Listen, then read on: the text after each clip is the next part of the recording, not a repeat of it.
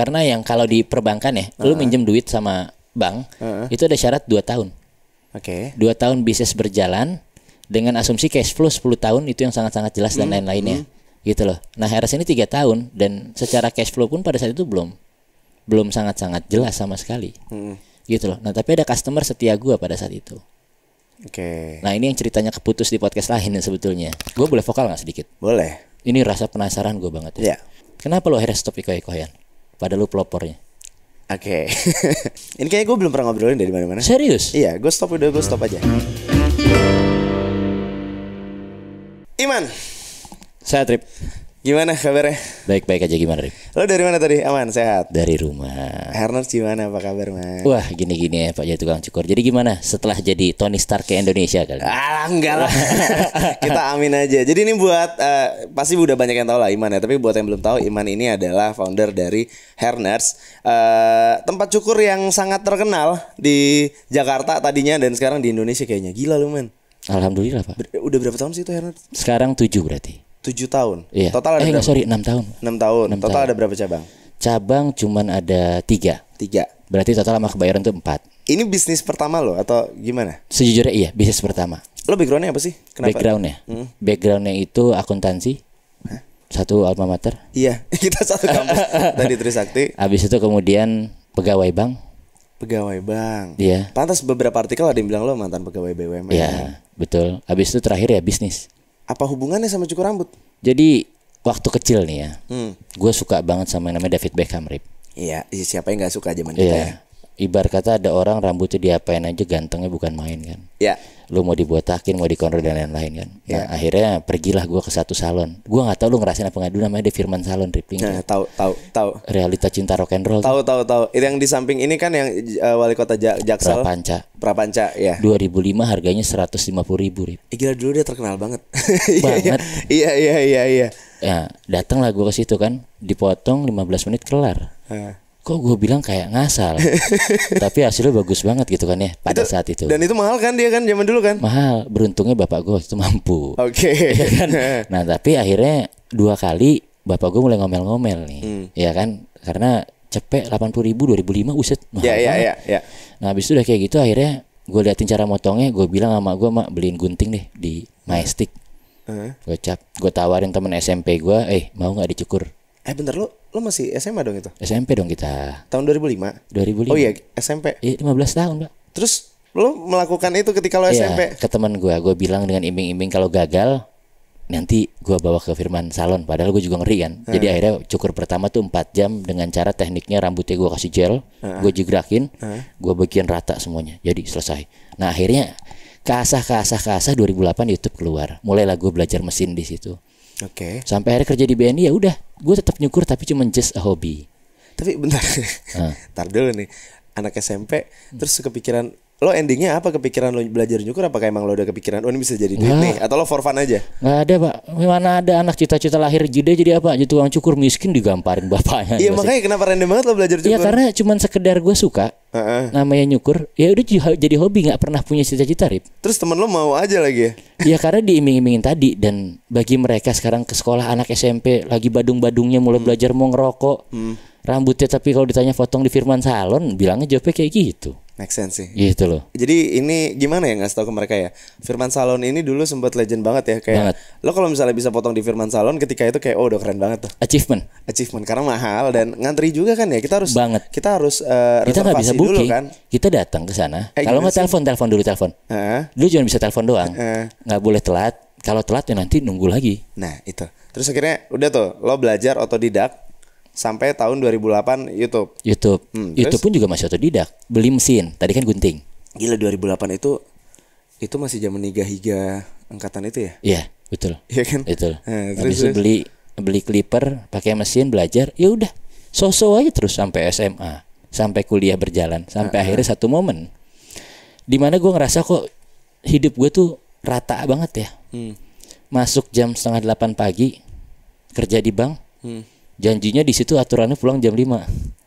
Faktanya jam 8, jam 9 baru pulang. Malam baru pulang. Gue mencari kesibukan apa ya? Coba deh buka cukur di rumah. Tapi gimana nih cara ngalahin yang namanya pada saat itu yang namanya udah besar-besar? Iya. gitu ya. Nah sedangkan yang di luar harganya cuma 30.000 dan lain-lain. Dari gue coba deh, dari mulai temen gue gratisin. Ayo sini, datang potong, punya portofolio. Tapi itu masih kerjaan ya, belum resign ya? Belum. Berarti ini side job. Side job 2015. Nah potong temen, taruh posting. Gue nggak main sosial media dulu Rip. Ya. Terakhir itu gue main itu Friendster. Padahal kalau berarti 2008 tuh udah zaman Twitter lah ya. Iya Twitter pun gue nggak punya. Facebook gue main, cuman main gamenya doang yang di Facebook. Ada game kartu, gue lupa namanya. Texas Hold'em. Ya itu dia. Tapi dulu belum ada jual beli koin chipnya segala macem. Jadi benar-benar masih pure tuh. Udah main dari situ, gue nggak main sosial media lagi sampai akhirnya gue bosen tadi 2015. Motong di rumah, gratisin punya portofolio banyak. Mulai belajar yang namanya dulu SEO itu search engine optimization itu dan namanya hashtag. Di Instagram itu hashtag pengaruh banget zaman dulu. Mulai kayak begitu. Tiba-tiba nyangkut nih. Satu artis bukan juga. Selebritis juga bukan. Namanya Okin TPH. Oh, dia tuh udah awal banget ya berarti ya Okin ya? Dia dari ngerasain di rumah gua. Yang namanya dia harus masuk ke garasi lewat dapur, ketemu bapak ibu gua, naik ke atas bawa mantan bininya dulu. Belum nikah tuh. Dari mulai Okin. Itu dia pertama kali sebelum Hernes sebelum ada tuh ya? Belum. Lo masih di rumah garasi tuh? 2016 dia. Terus? Nah, akhirnya mulai posting lagi, word of mouth ya. Gua akhirnya pertama kali bangga gue dapat project tuh. Tapi gue cuma bisa bilang ke orangnya, gue cuma bisa lakuin hari Sabtu Minggu ya, soalnya gue kerja. Itu T5, lo inget gak sih? T5 yang lagunya kalau tidak kata. Gue dapat project untuk mereka Reborn, T5 Reborn. Itu 2016 masih itu. Kok bisa lo dapat project? Maksudnya kan lo belum punya nama juga. Jadi gue itu nge-upload. Hasil kerjaan lo. Hasil kerjaan gue. Jadi pada saat itu semua barbershop fokusnya cuma satu, Rip. Di tempatnya yang cozy, nyaman dan lain-lain. Belum kayak zaman sekarang semua postingannya hasil. Jadi bisa dibilang pada saat itu gue pelopor yang ngasih potongan-potongan fade yang kayak pala lu sekarang. Yang udah bergradasi segala macam kan. Akhirnya gue live setiap malam. Saya pulang kantor jam 8 gue nyukur. Mulai nyangkut gue kasih harga. Sebelum itu gue bilang sama bini gue, kayaknya gue harus jemput bola deh. Pulang kantor naik mobil nyamperin rumah teman gue, tapi bayarnya gue bilang gocap. Harga pertama gocap tuh berarti ya? Gocap. Dibayar lah gocap segala macamnya. Nah pas udah dibayar gocap, kok gue bilang ini habis kena sampurna mil sama bensin segala macamnya. Bentar stop itu lihat. Nah iya. Itu lo. Iya, itu kan 2016 bener kan? Gila itu lo. Iya. Beda banget. Iya. Masih cungkring banget lah. Ini masih guntingnya masih di rumah lo nih? Masih. Tapi kamarnya udah mulai proper. Aslinya yang sebelumnya di kamar mandi ada. Oke. Postingan paling bawah. Oke, lanjut. Ya, nah sampai akhirnya ke rumah-rumah orang tuh. Gue bilang nggak worth it kayak gini, gue nggak kuat nih. Ya udah, gue mulai berani booking lewat WA. Sehari satu, Rip. Akhirnya bersyukur gue. 50.000. Nah, tapi ada rasa gengsi ternyata dikasih duit, tangannya ditaruh selipin kayak begini nih. Berapa mas itu? Anjing, masa gue dikasih gocap taruh duit. Taruhlah ide, gue bikin toples bening gue taruh. Bayar, setiap yang nanya berapa mas, taruh aja toples, terah mau bayar apa enggak, gitu kan ya. Satu, tiba-tiba besoknya 2, sampai akhirnya full book. Suatu ketika lo masih kerja di bank? Masih. Jadi itu nyukur selalu jam 7 sampai jam 11 jadwalnya. Sehari cuma terima 4 orang. Pulang kerja dari bank. Pulang kerja. Nah permasalahannya adalah kalau gue ada rapat dadakan dan lain-lainnya, jadwal hari Senin harus di-reschedule ke hari Selasa. Jadi yang lain mundur bisa sampai jam 12 malam, bisa sampai jam 1 malam. Gue nikmatin semua itu. Tiba-tiba 100 orang dengan harga udah mulai 100.000. Asumsinya kan 10 juta sebulan kan. Di situ gue menemukan tiba-tiba celengan itu, gue nyebutnya celengan ya. Kadang-kadang 15 juta, 16 juta. Siapa nih yang ngasih? Gue nggak tahu kan. Oh di situ gue belajar. Ternyata ketika kita nggak tahu siapa yang ngasih tips, pelayanan kita tuh sama semuanya. Orientasinya kan beda ketika ada yang ngasih tips besar. Bos makasih ya, gitu loh. Segala macamnya pasti diutamakan kan. Nah akhirnya gue di situ membuat sistem di mana gue nggak peduli siapa orangnya, mau booking pokoknya booking lah. Akhirnya full book. Gue nggak sanggup lagi, Rip. Suatu ketika Lebaran gue ngerjain dari jam 7 pagi sampai ketemu jam 7 pagi lagi nonstop. Itu pernah 2 kali Lebaran kayak begitu. Sebelum Lebaran? Iya, bang apa ya, pas sebelum Lebaran ya. Nah akhirnya pada saat itu gue ngumpulin lah duit, bukalah sewa, cari tempat di Jakarta Selatan yang sewanya cuma 1 tahun doang. Karena gue nggak mampu buat bayar. Kan rata-rata gitu ya. Sewa bangunan kan 2 tahun ke depan, 3 tahun ke depan. Sedangkan bapak ibu gue kan nggak pernah ngedukung anaknya jadi tukang cukur. Mau jadi apa? Lu gedenya gembel gitu kan ya. Di rumah bisa dapat 16 juta. Buka hairnet studio. Ternyata sebulan cuma dapat 1 juta. Kenapa? Ternyata gue nggak punya ilmu yang dimana gue ngedidik karyawan. Gue nggak memikirkan yang namanya ada rent expense. Gue nggak memikirkan ada electricity, salaries dan lain-lainnya. Wait, lo masih jadi pegawai bang? Masih. Itu 2017 gue buka. Berarti lo buka itu masih disambi jadi pegawai bank? Betul. Nah, permasalahan yang kedua adalah pada saat itu ada 5 orang. Nah, customer nggak ada yang mau nyukur sama mereka semua. Pengennya sama lo doang? Pengennya sama gue doang. Itu masalah klasik tukang cukur sih ya? Gue rasa masalah klasik bisnis terjadi di Indonesia ketika punya satu kepala, apalagi sifatnya jasa. Iya. Gitu loh. Karena make sense, maksudnya ketika lo datang ke barber, lo cocok sama si A. Gue izin minum ya. Silakan. Ketika lo cocok sama si A ya lo expect-nya lo potongnya sama si A terus. Betul. Padahal 5 orang ini secara skill ya sama aja. lebih bagus gue bilang daripada gue. Karena kenapa? Hariannya mereka adalah mencukur. Experience gitu kan. Lo nyambi. Betul. Nah, gue di situ harus berpikir gimana caranya. Akhirnya gue kasihlah harga pada saat itu. Ingat banget gue di awal 100 ribu lah sama kayak harga rumah. Nggak laku, Rip. Oke. Lakunya cuma di gue doang. Ini menarik nih. Gitu kan ya. Apa yang gue lakuin ikoy-ikoyan? Enggak lah. Enggak. Yang gue lakuin pada saat itu adalah gimana caranya ini bisa terkenal tapi juga bisa dapat promo. Oke. Gue potong harga 60 ribu tapi harus instastory. Oke. Pada saat itu ya 60 ribu. Dah. Cara pertama masih belum terasa berhasil, Rip. Cara kedua ini yang paling militan, gue ngilang. Gue nggak ngebuka jadwal cukur gue lagi, termasuk weekend, termasuk malam. Udah gue gambling di situ. Nah pada saat itu yang terjadi adalah apa? Mampus, semua customer gue kecewa. Lo expect-nya mereka jadi pindah ke 5 orang tadi, tapi malah enggak. Tapi malah enggak sama sekali. Mereka udah sempet nyobain yang 5 orang ini, tapi kecewa. Terus. Akhirnya gue di situ untungnya gue belum mengerti istilah stroke sih. Gitu loh, istilah stroke yang dalam artian gue setiap hari pulang kantor cuman marah-marahin dan itu udah di luar nalar marah-marahnya. Sampai akhirnya mereka punya syarat, setiap dapat customer mereka harus ngefoto 7 sisi bagian si customernya. Sisi depan, sisi samping, diagonal samping, diagonal belakang, diagonal sini, 7 sisi store ke gue. Nah setiap hari tuh gue checklist mana hasil kalian. Sampai akhirnya mereka sayembara siapa yang bisa diupload di Instagram Hairnuts. Berarti mereka punya prestasi. Akhirnya customer mulai percaya dengan sistem kayak begitu, dengan sistem kayak begitu kan. Ya lama kelamaan mereka makin besar. Akhirnya gue nggak nyukur di situ selama 1 tahun. Yang makin besar ini si tukang cukur tadi. Betul. Nah selama 1 tahun tadi gue fokus ngegedein mereka dan di situ gue nemu kayak keikhlasan. Oh ternyata nggak harus besar sendiri. Ternyata ngebangun 5 orang itu duitnya lebih banyak dibanding 1 orang ya. Faktanya nggak juga. Ternyata setiap bulan Hairnet Studio itu tahun pertama itu udah bangkrut harusnya. Karena yang tadi kan kita nggak mikirin rent expense dan lain-lainnya. Minjem duit lah gue di situ di bank. Enak nih, aksesnya gampang minjem duit di tempat kerja sendiri nih. Iya, karena setiap pegawai BUMN itu punya hak 60 kali gaji. Oh gitu. Yang biasanya mereka pakai untuk membeli rumah atau untuk membeli barang yang diikat secara fidusia, misalkan kayak mobil dan lain-lainnya. Ya kan, nah berarti kan itu kan investasi dong. Mereka beli mobil investasi. Nah gue pinjam duit buat bisnis. Yang kalau bangkrut, ya gue bekerja di BNI seumur hidup buat bayar utang. Pada saat itu gue kekurang minus 200 juta. Gue minus 200 juta buat bayar sewa di tahun berikutnya. Segala macamnya. Nah abis itu kemudian nilai plusnya ada 150 juta dari total pinjaman. Kalau 150 juta ini gue nggak pakai apa-apa ya nothing. Akhirnya di situ gue mencetuskan gue bikin produk lah, si bedak tadi kan. Nah akhirnya disitulah nyawa gue selamat.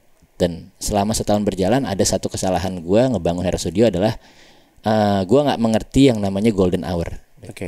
Jadi orang cukur rambut itu nggak mungkin jam 10 pagi sampai jam 3 sore. Mereka kerja, mereka sekolah dan lain-lain ya kan. Nah golden hour itulah jam 4 sampai dengan jam 10 malam.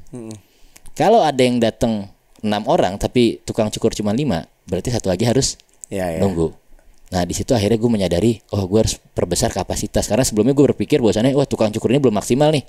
Ngapain nambah orang lagi? Gue nambah bangku. Akhirnya di situ formulasinya mulai ketemu dikit demi sedikit gitu. Nah apa yang akhirnya bikin lo pede kayak, oke ini waktunya gue resign? Masih jauh, Rip. Itu 2018. Resign kan 2020. 2 tahun, berarti 3 tahun setelah Hairnet jalan? Iya. Yang bikin pede. ketika udah gede juga Herners-nya ya. Nah, Herners saya udah sustain karena yang kalau di perbankan ya, lu minjem duit sama bank, itu ada syarat 2 tahun. Oke. 2 tahun bisnis berjalan dengan asumsi cash flow 10 tahun itu yang sangat-sangat jelas dan lain-lainnya.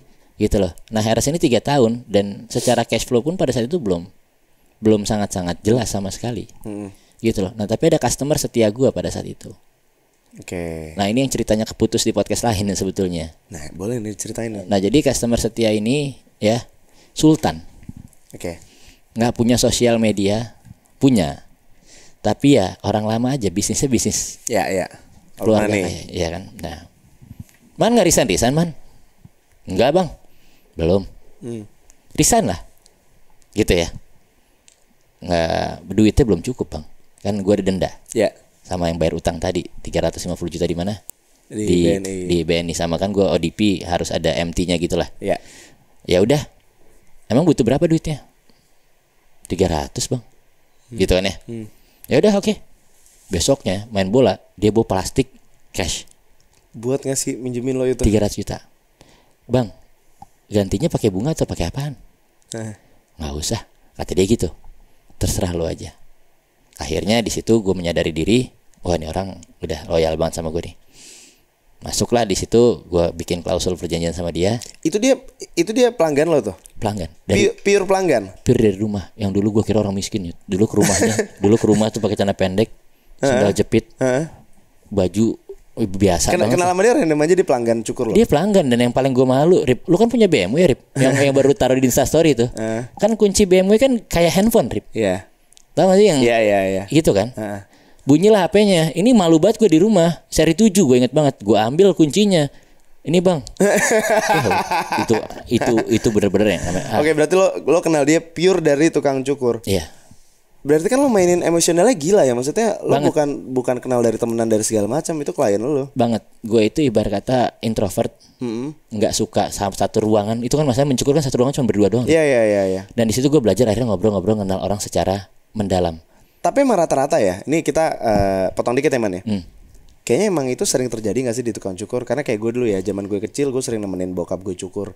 Dia selalu cukur dengan orang yang sama puluhan tahun. Betul. Dan ketika gue SMP juga gue dipaksa untuk sama dia. Sebenarnya gak dipaksa sebenarnya, tapi gara-gara gue nemenin dia udah sekalian potong sama dia gitu. Dan itu ya jadinya kayak turun-temurun gitu. Kayaknya lo ngerasa bener gak menurut lo man? Tukang cukur itu kalau misalnya emang udah cocok satu frekuensi, udah orang gak bakal ganti-ganti. Kalau lu berbicara, maksud gue di era lama, era dulu, gue sangat-sangat setuju. Sekarang udah gak gitu ya? Sekarang yang jadi permasalahan nih, nama lu dijual. Oke. Arif motong sama gue. Iya. Kemarin Arif Muhammad motong sama gue lo. Lu udah ngasih trust nih ke gue nih. Iya. Lu menceritakan satu hal. Cerita lu bisa sampai ke tukang cukur yang lain. Kayak gitu loh. Yang maksud gue adalah yang di zaman sekarang ini tukang cukur juga sudah modern dan customer-nya pun juga sudah modern. Mereka nggak loyal. Jadi banyak bedanya sama dulu itu ya. Ya, banyak banget yang bisa gue katakan perbandingannya Herners sama tempat lain. Ya. Lu gue tanya, lu temen gue, lu motong di gue, lu udah berapa kali juga motong di tempat orang lain? Iya. Gue bodo amat. Tapi untuk beberapa orang, gue sakit hati anjing. Arif motong di tempat mana? Di tempat apa? Di tempat lain. Sambil lu motong sama dia, perlakuannya jadi beda. Nah itu yang tadi termasuk yang kita ngomong soal masalah tips toples juga ya. Iya. Oke, berarti tadi yang orang yang Sultan tadi itu pure dari klien dan dia loyal ketika sama lo dari rumah. Betul. Dan sekarang ya dia motongnya ya udah sama anak-anak Herners yang lain, tapi by chosen. Ban kira-kira gue sama siapa nih? Oke. Gitu. Lanjutin yang tadi. Akhirnya lo bikin perjanjian sama dia. Ya akhirnya dia mendapat sebuah keuntungan tapi dari sebuah investasi jangka panjang. Itulah produk isi Herners profesional salah satunya, ya kan. Dia ada profit bersih lah di situ.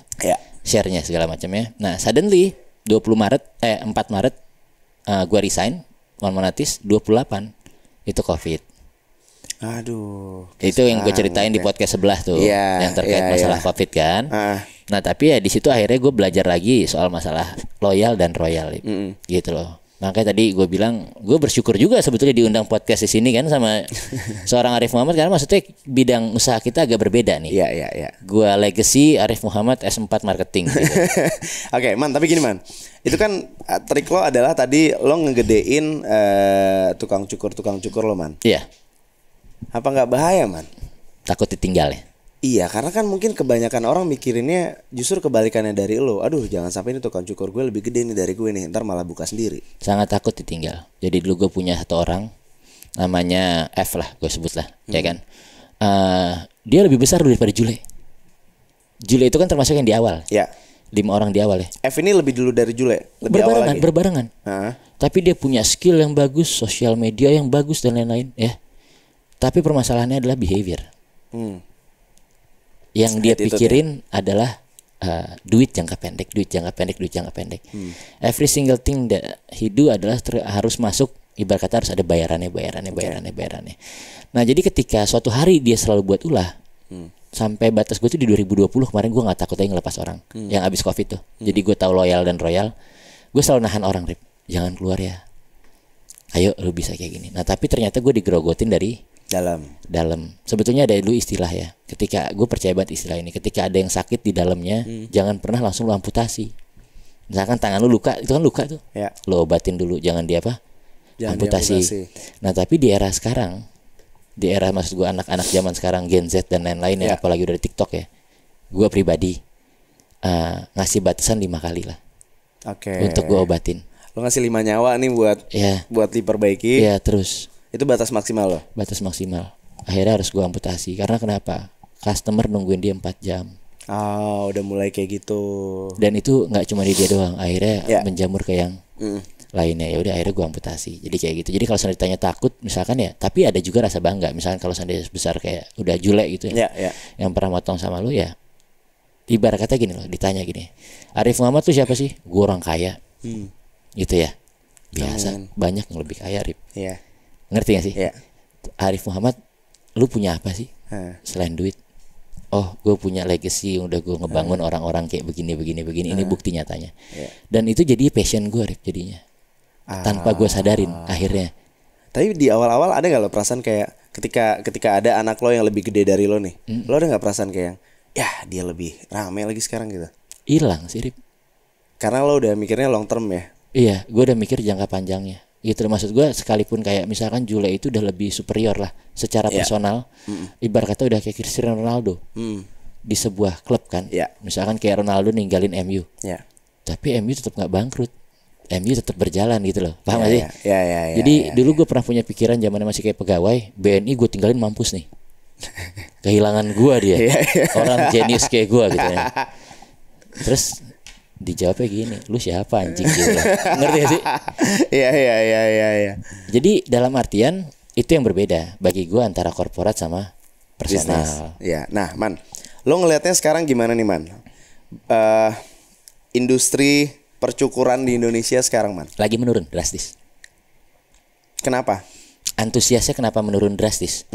Karena di negara kita ini selalu itu kalau seandainya secara bisnis dan ekonomi ya, Rip, negara kita ini termasuk 3 negara paling besar di dunia yang secara konsumtif itu sangat-sangat tinggi. Jadi misalkan ada iPhone, pinjol dulu lah, baru beli iPhone 15 dan lain-lainnya. Ada suatu hal yang apa sih istilah FOMO ya sekarang? FOMO. Nah, makanya maksud gue banyak kayak asing sangat tertarik di mana di Indonesia karena negara Indonesia itu gampang banget untuk di drive segala macamnya ke arah kayak gitu. Nah, cukur itu menurun tergantung dari idolanya siapa. Kalau kemarin Korea Wave pada cukur kayak Korea semua. Betul, mau mukanya jamet segala macam. Bodo amat, ya kan. Jeffrey Nicole mempopulerkan mulet. Yang kebetulan yang motong mulet pertamanya Gans. Nah, tapi secara teknik nih ya. Kita berbicara teknik dalam artian teori kertas di atas kertas. Itu cukurannya Gans ngaco itu. Muletnya mulet asal-asalan lah. Tapi itu tetap dijadikan acuan. Gitu loh. Nah, abis ini ibarat kata kayak ada alif cepmek, hilang orangnya udah. Gitu kan ya. Tapi itu tetap. Jadi kenapa industri ini menurun di Indonesia? Karena sekarang dijadikan lelucon. Jadi rambut yang paling aneh itu adalah suatu hal yang mendapatkan keviralan yang tertinggi. Gue konten creator rambut, Rif. Ketika gue potongin Arif Muhammad atau enggak orang yang ganteng-ganteng, viewsnya kecil. Tapi kalau gue ngebangun sebuah cerita, ibarat kata istilahnya black camp, bukan black campaign, apa ya namanya, dark jokes. Katakanlah maaf orang Sumbing yang gue jadiin bercandaan sambil nyukur segala macem, atau enggak mulet orangnya jeleknya, misalkan katakan secara fisik kurang bagus tapi abis itu jadi bercandaan, itu yang orang Indonesia suka. Oh, emang ya market maunya emang itu ya. Nah, jujur gue lagi dilema sekarang. Ya tapi lo berani juga menyentuh itu ya. Kenapa gue harus takut? Gue berbicara fakta. Maksud gue dalam artian gini loh, lo mau jadi Arif Muhammad nih, semuanya ikut ikoy-ikoyan, bikinnya dengan hal yang sama. Tapi kan lu living as legend nih. Sebelum ada yang buat itu, lu udah buat duluan dan lu udah berhenti duluan. Tapi lu sadar gak sih sekarang konten TikTok semuanya adalah konten berbagi? Nah, ini kemarin baru dibahas sama Celos sih. Nah, iya, akhirnya arahnya ke sana. Dan gua itu sangat anti sekali dengan sistem yang namanya memberikan pendidikan itu. Karena bercandaan yang paling baru. Mas Arif, gimana kabar? Sehat? Pinjam 100 dulu. Ngerti ya maksudnya? Iya. Akhirnya arahnya jadi ke sana ya. Nah, jadi gini, Mas Arif Muhammad besar di YouTube. Ya kan? Maksudnya besar di Twitter dan lain-lainnya. Indonesia lah whole gitu. Kan lu tahu ya, market YouTube itu kan A, B dan C. Iya. Secara economical. Instagram A dan B, TikTok B dan C. Kurang lebihnya begitu kan. Gue ngebandingin nih diri gue sama Adipati Dolken. Ya, Adipati aktor terkenal Pak, orang lama. Kalau Adipati jalan ke mall Sensi nih, semua pada ngeliatin. Pasti pengen ngajak foto kan. Tapi kalau kita ajak jalan makan di mana? Warung. Belum tentu tahu Pak. Tapi kalau Iman yang maksudnya dulu awal mulai dari TikTok datang ke warung, itu pada tahu tuh kan. Nah ternyata gue baru tahu, situ gue pelajarin mirisnya di TikTok ini adalah yang ngajak foto bareng gue rata-rata anak umur 15 tahun ke bawah. Sementara itu sebenarnya bukan marketnya Herners ya awalnya ya. Betul. Nah akhirnya di situ yang namanya tadi gue bilang gue jadi dilema juga. Sekarang buat apa gue viral di TikTok? Gue nggak ada konversi customer apapun. Jadi gue tuh lagi dilema kayak gue melupakan customer base gue. Adalah sebetulnya dari Instagram kan. Gitu loh. Jadi buat apa gue viral abis itu gue kayak membuat konten dark jokes. Yang ibarat kata cuman sekedar hanya untuk dapat FYP. Tapi kan semakin nama lo besar di sosial media kan akan semakin menguntungkan bisnis lo juga man. Maksudnya nggak ada salahnya juga dong. Iya nggak ada salahnya juga. Kenapa lo nggak lanjutin ikoy-ikoyan Rip? Ya, make sense. Karena nggak di situ, feelnya nggak ada. Nah intinya kan dari hati kan. Iya. Nah jadi terkadang bagi gue ya, gue suka banget kata-katanya Nadim. Nggak semua orang itu bisa jadi CEO. Oke. Gitu ya. Jadi ada dua hal. Ada pemimpin yang baik, ada pekerja yang baik. Gitu loh. Pekerja yang baik itu artinya apa? Dia outstanding di antara yang lainnya. Tapi seumur hidup dia hidup, dia nggak pernah akan bisa untuk memimpin sebuah tim. Apakah hidupnya gagal? Enggak. Oke, ini dengan kata lain sebenarnya lo merefer ke mungkin banyak bisa tukang cukur yang bagus yang terkenal tapi belum tentu kalau buka sendiri bisa laku. Secara tidak langsung bisa iya dibilang kayak begitu. Jadi gue pun sekarang ke anak-anak gue nih yang masih ada di Hernets, gue bilang, lu punya potensi, lu bisa besar. Itu gue dari lu jujur. Tapi ketika ada yang cuma jadi karyawan, gue menjanjikan ke dia seumur hidup lu kerja sama gue hidup lama.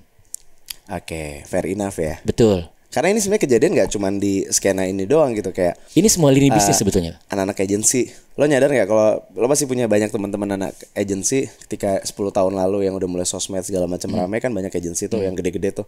Tapi kan akhirnya banyak anak-anak agensi yang keluar resign akhirnya bikin agensi sendiri. That's the point. Tapi ternyata yang nggak semuanya bisa jalan juga gitu. Mungkin karena mereka biasa hands on kayak tiap hari, gue udah tiap hari ngelakuin ini, gue bisa bikin sendiri nih. Padahal kan sebenarnya nggak sesimpel itu juga ketika udah doing bisnis ya. Bener. Jadi ada 3 tukang cukur gue yang umurnya di atas 40 tahun. 40 tahun. Dan gue mau expect apa? Mereka suruh TikTok, sosial media, Instagram dan lain-lain itu loh. Kan nggak mungkin gitu. Dengan mereka bekas dari salon, abis itu mereka jadi bener-bener laki aja. Itu gue udah bahagia banget gitu loh. Karena era salon dulu mereka itu sebetulnya nggak ngondek, Rip. Jadi jangan berpikir mereka adalah kaum lagi bete atau apa. Enggak. Tapi mereka harus mengondekkan diri untuk memperdekat diri dia dengan customer, karena mayoritas customer adalah cewek. Oh. Gitu loh. Gitu. Iya, itu fakta. Gitu loh. Jadi supaya lebih mingle aja. Iya. Gitu kan ya. Nah, ini umurnya di atas 40 tahun. Gue nggak bisa nuntut mereka untuk harus kayak Jule dulu bikin konten. Iya. Ngasih sama mereka. Gue cuma bisa bilang apa? Hidup kalian terjamin sama gue. Gue cariin customernya, segala macamnya dan lain-lainnya. Dan akhirnya mereka masih stay sampai sekarang. Masih stay sampai sekarang. Jadi intinya prinsipnya kalau tempat cukur atau bisnis manapun, ini sama kayak agensi tadi. Ya. Ada hak, ada kewajiban. Ya. Ya kan? Haknya mereka yang diterima dari kewajiban gue adalah gue mengajarkan mereka cara berlayar. Oke. Cara berlayar dan cara menangkap ikan. Tapi gue gak ngasih mereka ikan. Ya. Tapi ketika nanti ada artis nih datang kemana Hernets nih, lu gue tunjuk ya, Arif nih motong nih, artis lu nih, itu lu gue kasih ikan salmon nih, jangan sampai digorengnya salah, jangan sampai dibakarnya salah. Kalau lu bakar ikan ini enak, semua orang pasti akan tahu lu. Nah tapi bener banget gue setuju kata lu, banyak orang yang resign pengen buka sendiri karena mereka pengen ya kaya singkat. Iya, sebenarnya ya mungkin hitung-hitungannya belum matang aja sih. Tapi gue ngomong soal kaya singkat, gue pengen nanya satu hal, Rip. Apa tuh? Lu nggak tersangkut sama kasus judi yang maksud gue promosi yang lagi rame sekarang? Man, gue dari dulu nih ya, dari awal banget sosmed, mulai sosmed segala macam ya. Gue tuh simpel banget ke manajer gue selalu bilang ada produk-produk yang pasti gue nggak akan pernah mau terima. Betul. A, B, C, D ya, salah satunya judi. Jadi kalau itu sih gue udah pasti gue nggak bakal kena. Iya, tapi gede banget. Ya. Duitnya gede banget. Gue pernah ini ditawarin. Ini gue nggak pernah cerita nih. Tahun bentar itu pas gue masih di rumah lama tuh tahun pas baru kenal Tipang tahun 2013-an. Itu pas Twitter masih ramai itu gue pernah ditawarin jadi brand ambassador website judi. Wah duitnya gede banget man. Pada saat itu pada kan? saat itu ya. Pada saat itu kayak wah gila ini duitnya gede banget, langsung kayak raya nih. Terus akhirnya ya itu tadi, cuman yang langsung gue tolak karena kalau gue dulu benteng gue itu cuman kayak aduh ini nyokap gue mau bilang apa ini kalau misalnya keluarga gue gimana ya segala macam. Maksudnya gue udah ada benteng itu kayak, dan gue juga nggak mau dapet duitnya gitu. Itu Iman ini. Nah Iman ini ya yang gue suka dari lo nih Man ya kan, gue ngikutin sosmed lo ya. Ini kalau misalnya kalian follow Instagram Iman, lo adalah orang yang vokal juga dan lo berani lah lo ngasih statement, ngasih obrolan, buka tema segala macam, lo berani nih di Instagram nih. Sarkas ya. Itu juga. Tapi salah satunya ada yang menarik nih yang kayaknya kita ulik nih. Ini barangkali ini ada tukang cukur nonton dan mungkin owner barbershop dan salon nonton. Lo kayaknya salah satu orang yang anti kalau misalnya di barber itu ada pijetnya. Iya nggak? Bener nggak? Multi tafsir. Oke, ini kan kalau misalnya biasanya kita potong ya. Kan kalau cowok-cowok kan potong tuh biasanya ada yang habis potong tuh di pijit-pijit pundaknya terus dikretek-kretek gitu. Iya. Lo nggak setuju itu ada di barber ya? Gue tadinya pengen buka di Amsterdam tahun lalu, hair studio. Tapi permasalahannya cuma masalah izin kerja ya. Oke. Karena gue pengen bawa legacy Indonesia kemana ke sana. Dan cita-cita gue pada saat nanti mungkin tahun depan kali ya, pada saat gue buka di Amsterdam, legacy Indonesia itu harus ada banget di sana adalah pijet. Hernets Studio Amsterdam, tapi ada pijetnya. Oke. Cuma di Amsterdam, di Indonesia nggak ada. Kenapa? Ini terkait masalah mindset, ibarat kata how you treat your customer. Ya. Dan ini adalah batasan boundary setiap owner di Indonesia yang suka mengeksploitasi tukang cukur yang ada di Indonesia. Maksudnya kayak gimana? Oke. Cukur ini adalah sebuah value. Pijat adalah added value. Ya.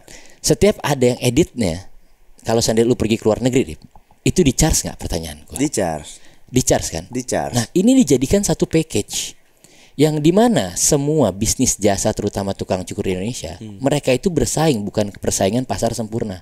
Persaingan pasar sempurna maksudnya apa sih? Kita ke mall, kita ke Lotte, ada yang jual shampoo satu deret itu shampoo dengan berbagai merek.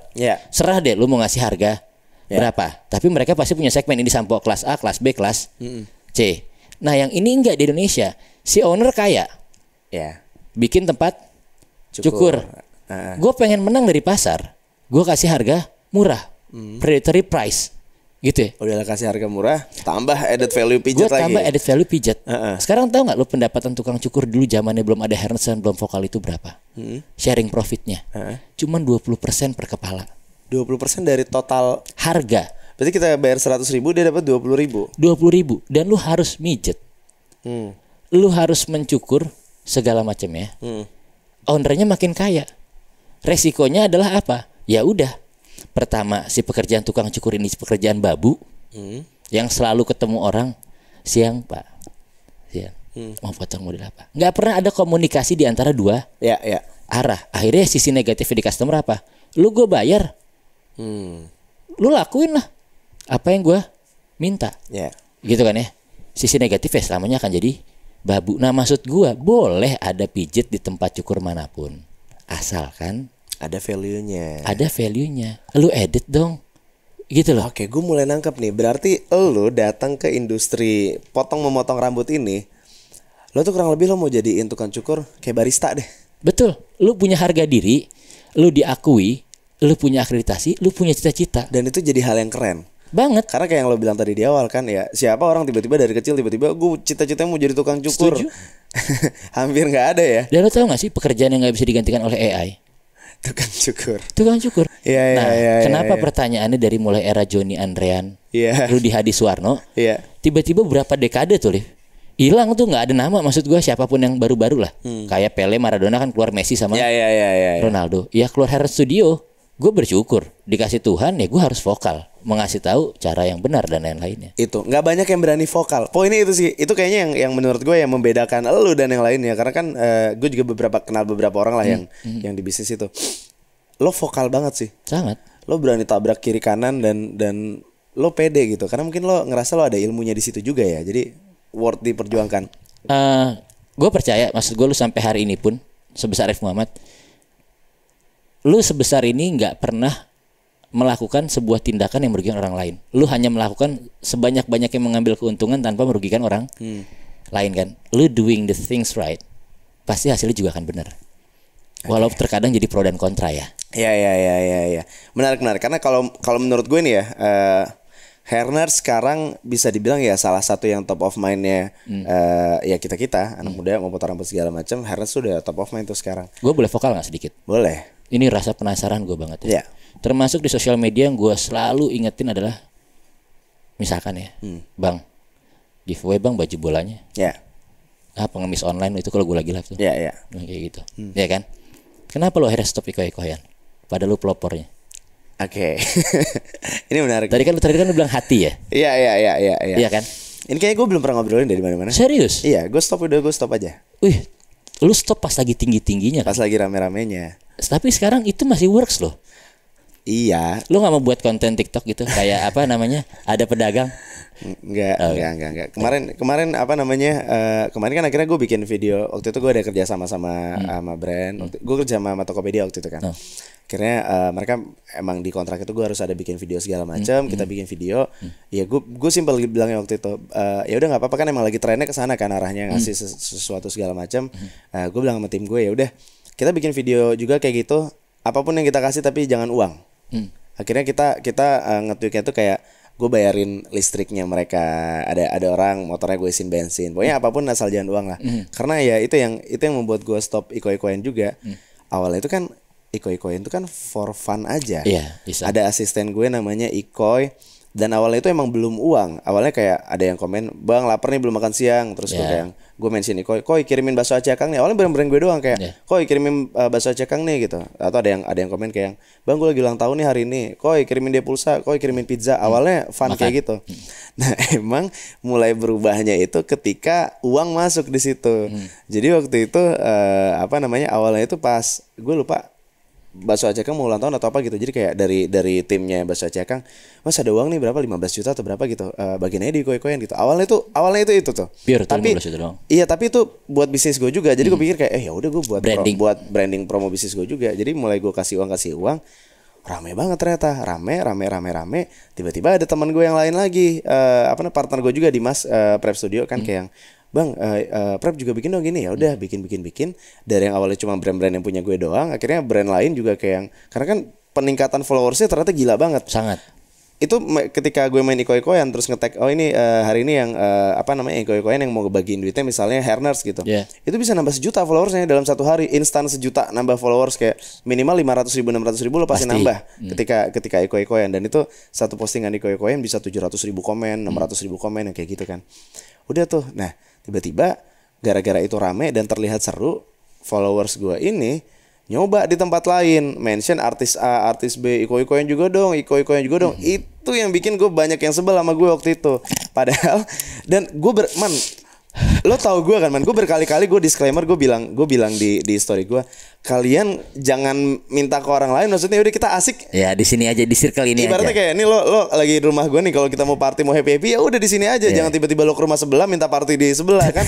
Kan tetangga jadi sebel sama gue, jadinya kayak ini jadi kenapa nih jadi pada minta-minta nih semuanya. Terus gue kayak lah, gue gak ada nyuruh mereka minta ke tempat lain.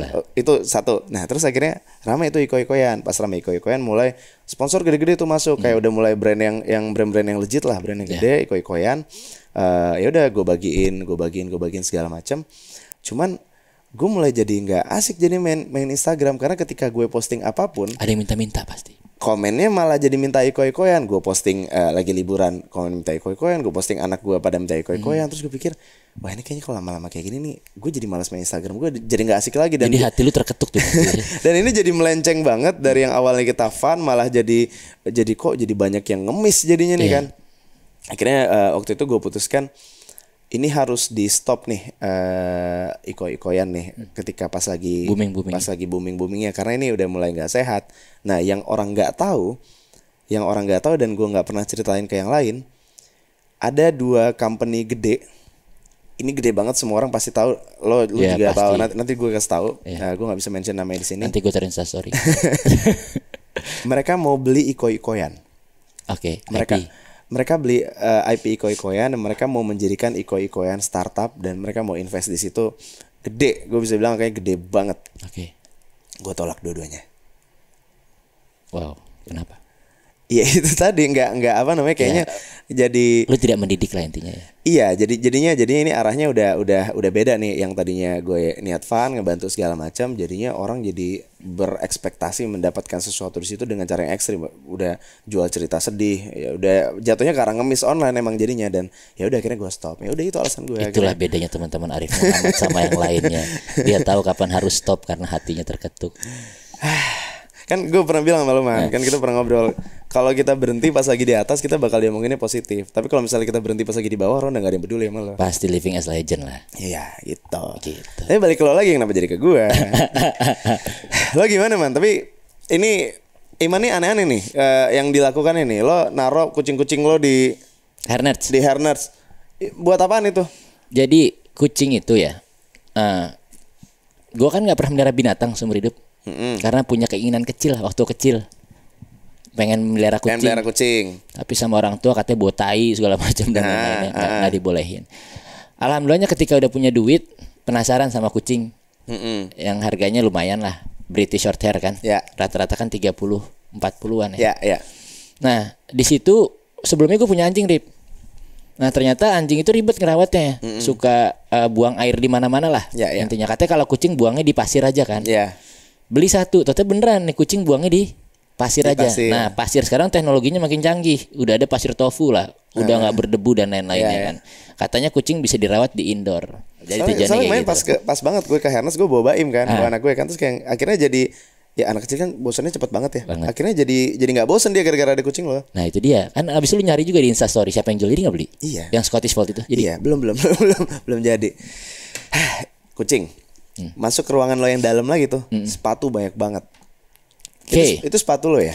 Jadi bisnis itu waktu di BNI ada istilahnya bagaimana caranya kita merubah dari demand akhirnya menjadi sebuah lifestyle. Hairnerts alhamdulillah selama 6 tahun nih akhirnya kita menjadi lifestyle. Kenapa kita bilang kayak gitu? Kita seneng banget walaupun misalkan banyak banget pelanggan di luar sana ya yang nggak bisa motong di mana Hairnerts, entah masalah kendala uang atau kendala jarak dan lain-lainnya, tapi setidaknya Hairnerts itu dijadikan referensi buat mereka motong di tempat cukurnya mereka. Nah kenapa sepatu? Sebetulnya itu adalah untuk gue mengingatkan juga kepada orang-orang baik tukang cukur gue atau dimanapun dan lain-lainnya, hidup selayaknya apa yang lu miliki aja. Jangan karena sepatu Jordan lu sampai rela beli KW dan lain-lain, bukan menjadi diri lu sendiri dan lain-lain. Nah akhirnya gue sekarang udah mulai masukin segmen sneakers, baju, pakaian. Itu bentar, sepatu lo jual atau lo koleksi sih? Koleksi itu. Jadi di ruangan Iman itu ada sepatu dan proper banget kan, lo bikin box-boxnya akrilik segala macam. Betul. Dan itu buat dipandangin dong, itu nggak lo pakai kayaknya ya? Nggak gue pakai sama sekali. Tapi itu tukang cukur gue pakai. Hah? Jadi dalam artian yang kakinya sama, silahkan pakai dibanding sepatu itu rusak. Oh gitu? Iya. itu biasanya dipakai Guns, dipakai yang lain-lain. Pokoknya itu gue mengizinkan mereka karena yang gue harap adalah mereka itu jadi motivasinya mereka. Itu kayak sepatu udah ratusan juta sih di total itu, apa udah miliaran? Memang gue nggak tahu. Nggak, miliaran nggak, ratusan juta ya. Iya, itu banyak banget. Nah, cuman tapi dalam artian itu supaya menjadi mimpi mereka. Karena ibarat gini Dev ya. Gue itu nggak pernah punya temen yang bisa ngebantu diri gue sendiri. Lu pernah gak sih menempatkan posisi gini? Suatu hari lu butuh duit, lu pengen minjem sama orang lain, kan rasanya nggak enak banget ya. Nah, gue itu selalu nempatin diri gue gimana caranya gue nggak pernah minjem sama orang lain, tapi gue bisa menjadi rumah bagi orang-orang. Si anak-anak gue itu. Ngerti sih? Jadi supaya mereka itu nggak pernah merasakan apa yang gue rasakan. Nah, itu gimana cara gue ngebangun anak-anak kalau di gitu Hertz Studio. Kalau gitu pinjam 100. Aduh, itu udah sepatu ya. Nah, yang terakhir ini kayaknya jersey ya, Man ya. Lo lagi suka koleksi jersey ya? Tim Hertz. Mana tadi? Coba sini sebentar. Yang satu lagi, sayang. Ini dua udah disiapin spesial buat. Aduh, dorong aja Pak. Buat Bapak Arif Muhammad. Oke. Tapi belum dinamain, Rip, karena kenapa gue belum namain baju ini? Kayaknya kalau seandainya lu ke mall-mall nanti lu namain Arif Muhammad banyak banget yang ngajak foto lu, anjing, mending gue kosongin. Enggak, tapi ntar gue mau ya dinamain ya. Boleh. Nanti lu tinggal datang kantor aja, Bro. Oh, ini lo jual atau apa? Yang mana? Iya. Jersey. Jadi, itu bagus banget. Ini jual, ini yang seri pertama. Bagus banget lagi. Sold out dalam waktu 1 jam 30 menit. Oh, ini kayak vintage jersey gitu ya. Betul sekali, Rip. Keren banget. Ini yang seri kedua kemarin. Cuma nggak bohong, ini keren banget. Ini berapa lo jualnya? Jualnya 200.000. Hah, serius lo? Iya. Jadi ada filosofinya juga terhadap gua ngebuat jersey ini, Rip. Jadi kemarin gua ke UK. Tahun ini kemarin gua ke UK. Gua bener-bener memang di sana fokus untuk belajar motong lagi sama sekalian nonton bola banyak lah matchnya. Iya. Nah, gua bertanya-tanya ya. Lu temen lu udah yang punya klub bola belum sih? Lu gak mau beli klub bola gitu? Ada sih teman gue beberapa punya klub bola. Lu gak mau beli? Enggak. Nah, jadi klub bola itu di Indonesia mayoritas boncos. Bukan mayoritas, kemarin gue baru ngobrol sama mereka. Hampir semuanya. Hampir semua klub bola nggak untung. Tapi kenapa di luar negeri klub bola itu untung dan pendapatan paling besar dari merchandise? Ya kan? Nah, ternyata setelah gue telisik bertahun-tahun di negara kita ini, baru majunya ini baru tahun sekarang nih. Yang merchandise itu ada. Ya. Tapi harganya itu nggak masuk di kantong supporter dan lain-lainnya. Iya. Gitu ya. Iya. Nah, ingat Bajaj-Bajuri nggak sih zaman dulu? Ingat. Ada satu namanya Ucup. Iya. Itu selalu pakai baju sering bola. Banget. Iya. Kayak begini nih. Ini kan baju yang gue pakai 96 ya. Iya. Nah, lagi-lagi kenapa negara kita baju sepak bola itu konotasinya jadi negatif? Ngerti gak sih? Dibilang ini baju, kalau orang pakai baju bola bawa ketek lah. Segala macamnya, ngerti gak lo? Karena itu kan baju dulu kan bahannya bahan patah itu. Yang nggak menyerap keringat segala macamnya dan lain-lain. Sedangkan di UK mayoritas itu bola udah kayak agama, Rip. Iya, betul. Nah, akhirnya gue setahun itu riset. Gue ke UK tahun 2022. Yang pertama. Lo buat nonton MU ya? Lo dukung MU kan? Enggak, itu yang kemarin, baru yang kemarin. Gue gak dukung MU, gue gak dukung siapapun sebetulnya. Jadi karena emang gue suka bola aja. Karena gue main bola aja. Nah, tahun lalu 2022 gue dari sana gue mutusin diri setiap hari gue harus pakai baju bola. 2022. Ya, itu riset gue. Nah, ternyata akhirnya jadi kayak personal identity-nya gue tuh. Di Instagram dan lain-lainnya. 2023 gue kemarin ke sana, akhirnya gue riset gimana kalau seandainya gue bikin baju klasik tapi kantong masyarakat masuk dan lokal. Itu paling susah adalah masalah fitting, Rip. Iya. Fitting yang bagus bener-bener jadi kayak retro jersey. Akhirnya gue ambil beli sampel di sana ukuran XS sampai XXL. Ambro tapi yang vintage di bawah tahun 2000. Which is itu sekarang di Instagram banyak yang jual thriftingan tapi mahal banget. Memang, misalkan kayak gini ya. Ini bekas. Di sana ini gue beli sekitar 2,8. Jadi rata-rata satu bijinya. Nyampe Indo berapa ini? Biasanya orang jual. Justru di Indo lebih murah. Ah, serius loh? Iya, di sana tuh ada namanya toko namanya Classic Football Shirt. Itu yang terbesar di dunia di UK. Nah, di Indo lebih murah karena kenapa? Demand pasar nggak mampu untuk membeli dengan harga sekian. Tapi menurut lo emang ini bisa jadi investasi? Harganya bakal naik nggak? Harga bakal naik, enggak, tapi stabil. Tapi kalau lu jual ke luar negeri, itu kita udah bener-bener kenceng banget sih. Ya. Tapi ini untuk ukuran 200.000 ya? Wow banget memang. Bagus banget. Nah ini gue pakai cara Arif Muhammad kemarin di Instagram. Ada yang kenal vendor nggak? Ini itu. Tiba-tiba yang ngantri 20-30an kemarin, alhamdulillah. Akhirnya lo jadi milih ya jadinya ya? Gue milih dan gue mengatakan ke mereka, kalian boleh ambil untung. Tapi saya target harus jual di bawah 250.000. Dengan tujuan satu, ini adalah edukasi ke masyarakat. Dan gue bersyukur sih, mungkin salah satu tim komunitas sekarang yang bikin baju bola yang bisa dipakai jalan, orang bangga pakainya gitu loh. Ya. Tapi itu keren. Maksudnya kalau sekeren itu gue juga ke mall segala macam gue juga mau pakai. Nggak gitu. malu. Nggak malu pakainya. That's it, itu poinnya. Oke, Man. Terakhir nih, Man. Sebelum kita tutup nih. Lo kan udah terkenal juga ya sekarang ya di sosial media. Lo sekarang memposisikan diri lo di mana nih, Man? Business owner, iya. Content creator, iya. Gue boleh jujur gak sih? Gue lagi depresi sekarang. Kenapa? Lo tahu Justin Bieber? Iya. Dia ngapus Instagram dan lain-lainnya. Nah itu gue rasain kemarin. Lu lebih besar daripada gue nggak tahu sih posisi lu, gue ngebayanginnya kayak gimana kan. Cuman lu kehilangan ruang privacy dan lu harus being fake terus, itu capek deh. Ngejaga apa? Ngejaga image, persona, citra, image dan lain-lainnya gitu loh. For example, katakanlah ketika lu harus komplain tapi lu nggak bisa komplain. Ngerti gak sih? Dan lain-lainnya. Dan jadi kalau nanya gue pengen ditempatin apa, gue bersyukur pernah menjadi business owner, tiba-tiba naik pangkat menjadi content creator dengan tujuan sebetulnya adalah memasarkan bisnis gue, tapi sekalian edukasi tapi ternyata malah jadi content creator kan. Tapi jujur kalau ditanya sekarang mau menyebutnya apa, gue sih lebih pengen disebut ya udah kayak suami sama businessman aja sih. Kayak sebisa mungkin ya. Gue pengen banget exit sih sebetulnya, being as a content creator. To be honest, ya.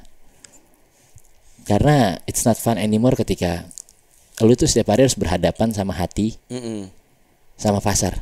Ya. Ngerti sih? Terus sebenarnya itu ya sih. Maksudnya kita kan beda-beda, kita nggak tahu damage-nya di lo semana ya. Betul. Gue setuju banget soal itu. Jadi tadi gue bilang termasuk iko-ikoyan pun, itu sama sekali nggak salah. Ya. Ya bagi yang melakukan, karena tujuan lu baik. Ya. Tapi apa yang diterima, paham gak sih? Ya. Ini yang akhirnya ada beberapa oknum yang tadi datang ke tetangga segala macam, padahal tujuan lu kan baik. Ya. Jadi buat teman-teman juga, disclaimernya adalah giveaway itu nggak pernah salah karena itu adalah part of marketing bagi gua. Nah tapi dengan tujuan adalah tadi kembali, kalau seandainya sebijak lu ya itu bagi gua nggak salah. Jadi lebih arah kayak gitu sih. Ini buat nutup ini deh, Man. Ini kan yang nonton kan gue yakin pasti yang punya mimpi kayak lo juga, punya barbershop segala macam atau tukang cukur mungkin nonton. Apa yang mau lo sampaikan ke mereka, Man? Karena kan kayak tadi yang gue tangkap dari obrolan ini ya. Lo sesimpel cita-cita lo kayak gila nih Firman nih, potong mahal banget, orang ngantri segala macam. Dan sekarang lo ada di level yang sekarang nih. Oke, pesan gue, nggak ada sesuatu yang instan. Tulisan Indomie mie instan itu juga harus kita masak dulu, rebus. Jadi apa yang kalian lihat di Harus Studio, jangan pernah kalian telaah percaya 100%. Habis itu mikir gue bikin barbershop itu bakal jadi kaya dan lain-lainnya. Sebetulnya bisnis paling susah adalah bisnis jasa, karena yang kita urus adalah manusia, bukan barang. Jadi ketika kita ke QC, apalagi punya pegawai dan lain-lain, ketika kalian komit di situ, pikirin perasaan mereka juga, pikirin perasaan kalian diri sendiri juga. Jadi lebih ke arah kayak begitu sih. Thank you, Man. Nanti kita ngobrol lagi ya. Ditunggu main-mainnya ya. Luar biasa.